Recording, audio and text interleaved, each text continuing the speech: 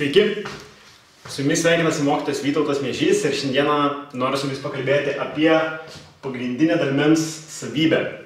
Tai pamėginsime išsiaiškinti visų pirma, kas tai yra, tuomet pasižiūrėsime, aptarsime, kaip pagrindinė dalmens savybė yra pristatoma dabartiniuose vadovėliuose ir atkreipsiu dėmesį, kodėl tas pristatymas dažniausiai nėra geras. Toliau pasižiūrėsime, kaip galima būtų aiškinti pagrindinę dalmens savybę ir galiausiai aptarsime, kuo jinai yra svarbi ir kokiose matematinėse temose jinai yra naudojama. Tai visų pirma, pradėkime nuo to, kas yra pagrindinė dalmens savybė. Tai užrašysiu taisyklę.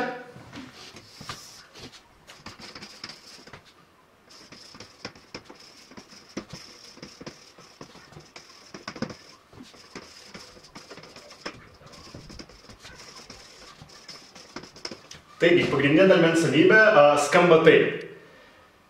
Jeigu turime dalinį ir daliklį ir mes juos padidiname arba sumažiname vienodą kiekį kartų, tai taisyklė teigia, kad duomuo nepakinta. Koks būtų pavyzdys, jeigu, tarkime, aš žinau, kad 24 padalinus iš 4 yra 6, tuomet remdamasis pagrindinė dalmens savybė, aš galiu teikti, kad 24 kart 1009 padalijus iš 4 kart 1009, neskaičiuodamas atskirai, kiek bus 24 kart 1009 ir atskirai 4 kart 1009 ir tuomet didelius skaičius vieną iš kito dalijant, to nedarydamas, bet remdamasis pagrindinė dalmens savybė, aš galiu teikti, kad atsakymas vis tiek bus 6. Taigi, dabar pasikalbėsime, kaip pagrindinė dalmens savybė yra pristatoma daugelyje lietuviškų vadovėlių. Tai dažniausiai būna pateikiama daug panašių veiksmų. Vienas jų neretai būna apskaičiuotas ir tuomet mokiniai yra prašome apskaičiuoti likusius veiksmus. Jeigu žinome, kad 20 padalinta iš 10 bus 2, skaičiuojame 10 padalinta iš 5 bus 2, 2 padalinta iš 1 bus 2, 40 iš 20, 2, 80 iš 40, 2, 200 iš 100, taip pat 2. Tuomet dažniausiai seka klausimas, ką pastebėjote ir be abejo mokiniai neretai patys kartais mokytojo pagalba pastebi, kad jeigu kas čia panašaus, dalinys sumažėjo dvigubai ir daliklis sumažėjo dvigubai ir dalmuo nepakito, jie pastebi, kad pagrindinė dalmens savybė kaip ir galioja ir iš to daro išvadą, kad jinai galios visada. Ir šitoje vietoje tai yra matematinio mąstymo klaida, pastebėti, kad kažkoks tai matematinis faktas kartojasi keletą kartų ir padaryti išvadą, kad jis kartosis visada. Ir be abejo, mokiniams, kai jie pastebi kažkokį tai matematinį faktą, labai sudėtinga juos motyvuoti, iš tiesų įsitikinti, kad tas matematinis faktas galios visada, nes jiems atrodo, galiojo 6 kartus, tai tikrai galios visada. Yra keletas būdų, kurie padeda mokiniams visgi įnešti šiokio tokio naujo kritiško mąstymo į tai, ar tikrai ta pagrindinė dalmens savybė, pavyzdžiui, visada galios. Tai vienas iš būdų būtų galima klausti, tarkim, gerai, mes žinome, kad 20 padalinta iš 10 lygu 2, gal paimkim šiek tiek sudėtingesnį pavyzdžiui, 24 padalinta iš 4, mes žinom, kad yra 6, galime paklausti mokinio 24 kart 1 837 641 padalijus iš 4 kart 1 837 641, kam tai bus lygu, be skaičiuotuvo ir galima klausti, aš netgi mokiniams siūlau, pavyzdžiui, lažintis iš telefono.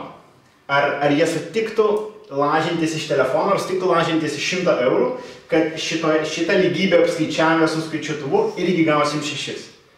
Tai šitoje vietoje mokiniai neretai šiek tiek pasimeta ir tuomet tas lažinimas iš 100 eurų arba lažinimas iš telefono jos priverčia naujai susimastyti ir tuomet atsiranda kaip ir nauja motyvacija bandyti kažkaip naujai suvokti tą pagrindinę dalmens savybę, o ne tik patikrinus keletą pavyzdžių. Dar vienas dalykas, kuris labai padeda mokiniams suprasti, kad jeigu mes patikrinom keletą pavyzdžių, tai dar negalime teikti, kad ta taisyklė galios visada, yra toksai. Tai aš dabar įrodysiu, kad skaičius 60 dalyjasi iš visų natūraliųjų skaičių. Na, patikrinkime. 60 dalyjasi iš 1, tiesa, gausime 60. 60 dalyjasi iš 2, gausime 30. 60 dalyjasi iš 3, gaunam 20. 60 dalyjasi iš 4, gausim 15, 60 dalyjasi iš 5, gausim 12, 60 dalyjasi iš 6, gausim 10. Na, patikrinkim dar keletą atsitiktinių, pavyzdžiui, 60 padalinta iš 10 dalyjasi, iš 15 dalyjasi, iš 20 dalyjasi. Na, patikrinom pakankamai daug pavyzdžių. Vadinasi, galiu padaryti išvadą, kad 60 dalyjasi iš bet kokio natūraliojo skaičiaus, nes patikrinau pakankamai pavyzdžių ir su jais mano teiginys galiojo, vadinasi, galios ir su visais teiginiais. Ir be abejo, mokiniai jaučia, kad šitas teiginys yra klaidingas, nes 60 nesidalyja iš 7, tai yra aš negausiu natūraliojo skaičiaus. Ir tai vėlgi jiems dar būna viena motyvacija pamėginti naujai suvokti tas taisyklės, kurios jiems kol kas yra aiškios tik iš konkrečių pavyzdžių, pavyzdžiui, kaip kad čia buvo nagrinėjant pagrindinę dalmens savybę, bet nesigilinus iš esmės į tą temą. Tai, manau, motyvuojant prieš šitos du pavyzdžius, mokinius galima būtų vėl sukelti motyvaciją, pabandyti naujai įsiaiškinti, kodėl visgi pagrindinė dalmens savybė visada galioja, nenagrinėjant pavyzdžių, bet nagrinėjant šitą problemą kažkaip šiek tiek bendriau. Tai tą mes netrukus pabandysime padaryti. Tai pabandysime išsiaiškinti, kaip galima būtų pristatyti pagrindinę dalmens savybę mokiniams, remiantis ne pavyzdžiais, bet kažkokiu bendresniu suvokimu. Tai tarkime, mes norime mokiniams pagrįsti lygybę 24 padalinta iš 4, kad gausime tikrai tą patį, ką 24 padidinę milijoną 9 kartus ir 4. Ir, žodžiu, visas šitas skaičius padalintas iš 4 padidinus milijoną 9 kartus. Ir tikslas, kodėl tokį didelį skaičių, tam, kad mokiniai, kad būtų aišku, kad mes tikrai neskaičiuosime, kiek čia gausime, bet kažkaip bendriau suvoksime šitą problemą. Tai pradėkime nuo veiksmo 24 padalinta iš 4 ir dažniausiai mokiniai tokį veiksmą suvokia kaip 24 daiktai dalyjami 4 žmonėm. Galim ir mes nuo to pradėti. Padalinkime 24 daiktus 4 žmonėm ir labai patogu bus, jeigu mes įsivaizduosime, kad žmonės gal pažymėsiu kitą spalvą, kad čia yra vienas žmogus, antras, trečias ir ketvirtas, ar ne? Čia yra žmonės ir dabar jiems dalinsiu 24 daiktus. Tai reiškia 1, 2, 3, 4, 1, 9, 10, 11, 12, 13, 14, 15, 16, 17, 18, 19, 20, 21, 22, 24. Na va, padalijom 24 daiktus, tai yra visi balti taškeliai 4 žmonėm ir klausime, kiek gavo vienas žmogus, suskaičiuojam 1, 2, 3, 4, 5, 6, vienas žmogus gavo 6 daiktus. Vadinasi, mes kaip ir suprantame, kad šito mūsų taškinio stačiakampio šiuo atveju ilgis kaip ir bus dalmuo. Dalmuo.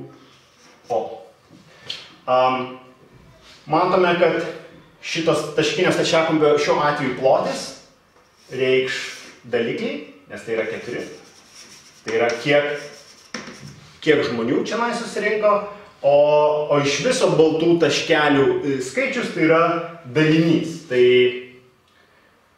na, gal pažymėsiu tiesiog rodiklę ir parašysiu dalinys. Tvarko, tai šitas veiksmas kaip ir aiškus, jisai bus tikrai 6. Dabar turime įsitikinti, kad, ką mes turime įsitikinti, kad dalmuo nepasikeis dalinį ir daliklį padidinus vienodą kiekį kartų. Tai kas atsitinka, jeigu aš, pradėkime nuo dalinio. Dalinį padidinu 1,009 kartus, ar ne? Dalinį reiškia štai šitą, pas mus dalinys reiškia visus šitos taškelius, reiškia aš 1,009 kartus padarysiu lygiai tokią pačią kopiją. Tai jau turiu, čia buvo viena kopija, čia buvo antra kopija ir taip reiškia, iš viso aš turėsiu, čia bus paskutinė mano kopija,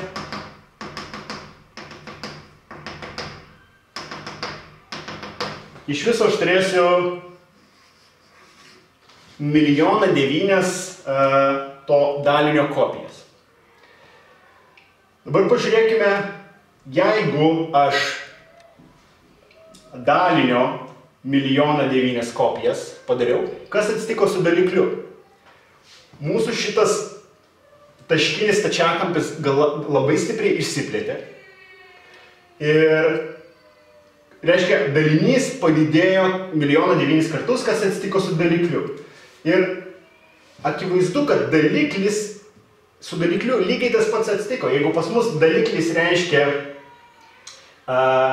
štai va šitą plotį, tai matome, kad kartodami dalinį 1,009 kartus, lygiai taip pat mes daliklį 1,009 kartus lygiai taip pat pakartojame. Vadinasi, mūsų šitas įsivaizduojamas labai aukštas iš 1,009 tokių taškinių stačiakampių sudarytas didysis stačiakampis, jo daliklis bus 1,009 kartus už pradinį daliklį, jo dalinys bus 1,009 kartus didesnis už pradinį dalinį ir matome akivaizdžiai, kad dalmuo nepasikeis. Akivaizdu, kad dalmuo kaip buvo 6, taip ir liko 6. Į šitą visą vietą čia tas brėžinys mūsų prasiplėtė labai stipriai. Dalinys ir daliklis padidėjo vienodą kiekį kartų, bet dalmuo akivaizdu nepakito ir išliko 6. Kitas būdas, kuriuo moksleiviai dažnai mąsto apie dalybą, tai yra kaip apie daliklio talpinimą į dalinį ir žiūrėjimą kelis kartus šiuo atveju, pavyzdžiui, ketvirtas tilps į 24. Labai vaisingas būdas ir pamėginkime dabar juo remdamiesi suvokti, kaip veikia pagrindinė dalimens savybė.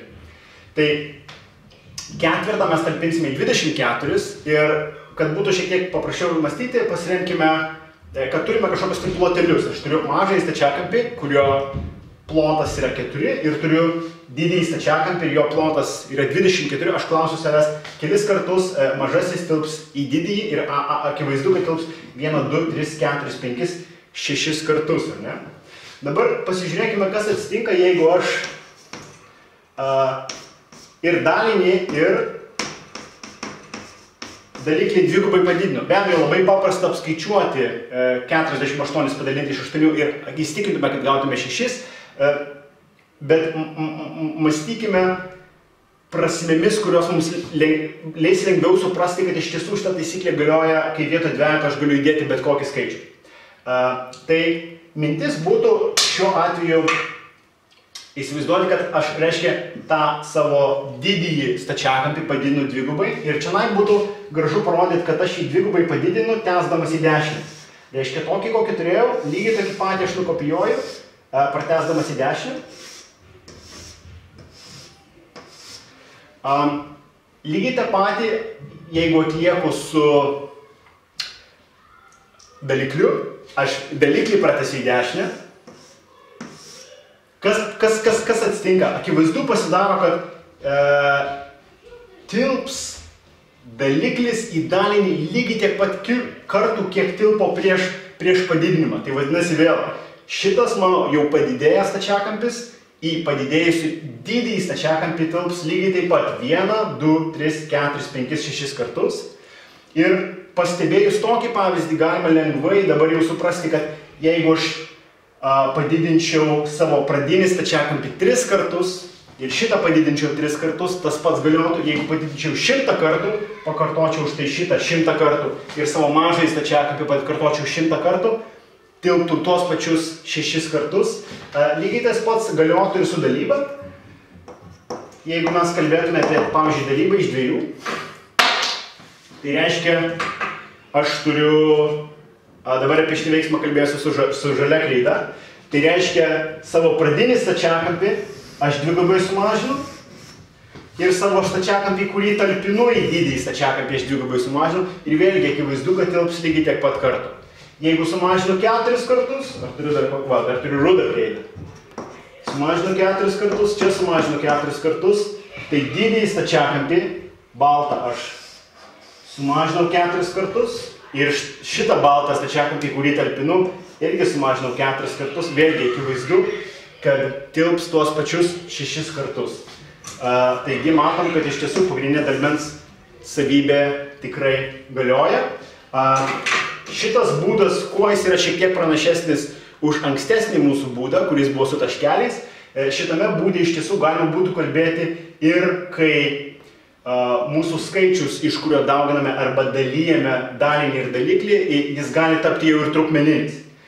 Iš tiesų, jeigu aš paimčiau, pavyzdžiui, kart, tarkim, 1,5 ir šitą skaičių padidinčiau 1,5 karto, lygiai iš to pačiu principu galima būtų pagrįsti, kad pagrindinė dalmens savybė taip pat galioja. Ir kalbant su vyresniais mokiniais, tą būtų vertinga paminėti, kadangi pagrindinė dalmens savybė, mes to jau kalbėsime, kam jinai naudojama, iš tiesų jinai naudojama kai kuriems trupmeniniams veiksmams pagrįsti. Dar vienas būdas pagrįsti pagrindinę dalmens savybę būtų pasirinkti algebrą ir parodyti moksleiviam, kad matematinė intuicija neretai glūdi vaizdiniuose, bet toks tvirtas įsitikinimas, kad kažkoks tai faktas teisingas, neretai iš tiesų glūdi algebroje. Tai kaip tą būtų galima padaryti, jeigu vėl nagrinėtume veiksmą 24 padalinta iš 4 lygų 6, būtų galima paklausti, kodėl 6, kodėl ne 19, kodėl 24 padalinta iš 4 nelygų 19, be abejo, kad moksleiviai gana greitai atsakytų, šitas faktas teisingas dėl to, kad 6 kart 4 yra 24 ir dabar šitą idėją plėtojant mes galime pamėginti pagrįsti pagrindinę dalmens savybę. Taigi, nagrinėkime veiksmą 24 kart 1009 padalinta iš 4 kart 1009. Ir tarkime, mes kol kas nežinome, kokį atsakymą gausime ir pažymėkime raidę X. Moksleiviai turėtų tai labai stipriai negąsdinti kažkokia tai raidė, kuri reiškia nežinomą skaičių. Kaip toliau būtų galima mąstyti? Įsivaizduokime, kad gavome kažkokią tai skaičių tikrai gavome ir, tarkim, padalinome teisingai, pasitikrinom 100 kartų ir gavome šitą skaičių ir dabar žinom, kad šita lygybė teisinga, vadinasi, turi būti teisinga ir analogiškai tokio tipo lygybė ir ją mes užrašysime. Nes x kart 4 kart 1009 lygų 24 kart 1009. Tuomet dabar kažkaip reiktų vaikam paaiškinti, kodėl mes galime 1009 tiesiog nubraukti. Viena vertus galima būtų pasakoti, kad kadangi mes turime lygybę, tai galime su jos abiem pusėm atlikti vienodus veiksmus ir aiškinti, kad aš galiu abi pusės padalinti iš 1009 ir tuomet kaip ir panaikinsiu tą 1009. Kita vertus galima būtų mąstyti ir gal kažkiek paprasčiau, kad jeigu aš padauginau x kart 4, įsivaizduoju, kad kažkoks skaičius padaugintas iš 1009 yra lygus 24 padaugintam iš 1009. Tai be abejo, kad x kart 4 šitas skaičius ir bus lygus 24. Ir dabar matome, kad šita mūsų lygybė iš tiesų gavosi, išėjo lygiai tokia pati kaip ir šita jau anksčiau turėta lygybė ir matome, kad tiesiog šiuo atveju vietoj 6 turim x, vadinasi x ir bus lygus 6. Ir tuomet irgi, kaip tą pagrindinę dalmens savybę pagrįsti, vadinasi, kad šitoj vietoj abiejose lygybės pusėse visuomet gausis vienodas skaičius, jeigu mes čia panaudosime vienodą skaičių. Ir mes žinome, kad visą laiką vienodą skaičių mes galėsime panaikinti ir tuomet liks tik šita lygybė, kurią jau turėjome čia iš principo. Ir dėl to, vėlgi, pagrindinė dalmens savybė visada galios. Taigi, kam naudojama, kodėl jinai yra svarbi ta pagrindinė dalmens savybė? Tai vaikams pradinėse klasėse yra pasakoma, kad dalijant skaičius galima nubraukinėti nulius. Ir šitoje vietoje vėlgi labai reikėtų kvestionuoti, kodėl galima nubraukti nulius. Ar galima nubraukti, pavyzdžiui, penketus. Ir jeigu negalima, tai kodėl penketų negalima nubraukti, o nulius staiga galima nubraukti. Ar galima nubraukti nulius, kai jie būna, pavyzdžiui, skaičiaus viduryje. Jeigu vaikai sakys, negalima, tai klausti, kodėl skaičiaus viduryje negalima, o skaičiaus gale galima. Ir vėlgi, reikėtų paaiškinti, kad nulių nubraukimas nėra tokios taisyklės matematikoje. Nulių nubraukimas yra kaip išvada iš pagrindinės dalmens savybės, kai mes dalinį ir daliklį padalijame iš 10 arba iš 100 arba iš 1000. Tai šitą vaikams reiktų akcentuoti ir be abejo vertinga kelti klausimus apie kitokius skaitmenų išbraukimą dalybos veiksme.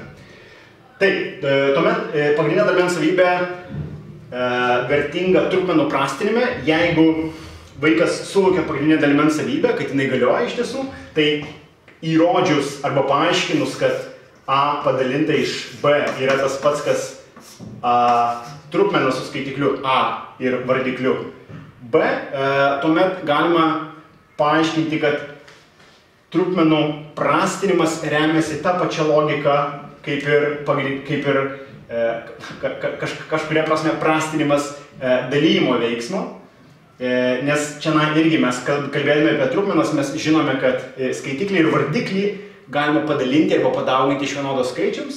Dažniausiai kalbame apie tortų ir picų dalymą ir tas vaikams yra gana suprantama, bet kaip dar vieną tokį paaiškinimo ir aiškumo būdą galima būtų sieti tai su pagrindinė dalmens savybė, be abejo paaiškinus, kodėl jeigu 3 tortus dalinu 10 žmonių, aš gaunu lygiai tą patį, ką vieną tortą padalinčiau 10 dalių ir paimčiau 3 gabalėlius. Tai šita taisyklė vėlgi vadovėliuose pateikiama kaip akivaizdi, jinai nėra akivaizdi ir turėtų būti kažkaip paaiškinama, kažkaip pristatoma, kodėl šitą lygybę galioja.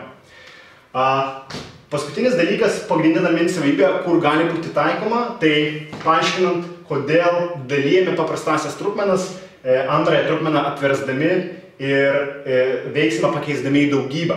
Kodėl taip įvyksta? Vėlgi vadovėliuose labai retai, kada būna taip paaiškinta. tą galima paaiškinti naudojant pagrindinę dalmens savybę. 1/2 padalinus iš 3/4.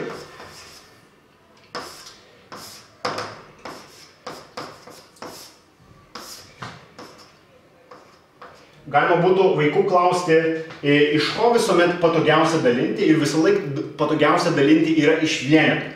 Šitoje vietoje mes galim pagalvoti, ką turėtume nuveikti čionai, kad gautume dalybą iš vieneto. Ir po kurio laiko be abejo pasiūlius keletą minčių būtų galima pastebėti, kad jeigu aš padauginčiau 3/4 iš 4/3, aš gausiu vienetą ir tuomet dalyba iš vieneto tampa labai graži ir paprasta. Bet jeigu aš daliklį padauginau iš 4/3, aš taip pat turiu pasielgti ir su daliniu.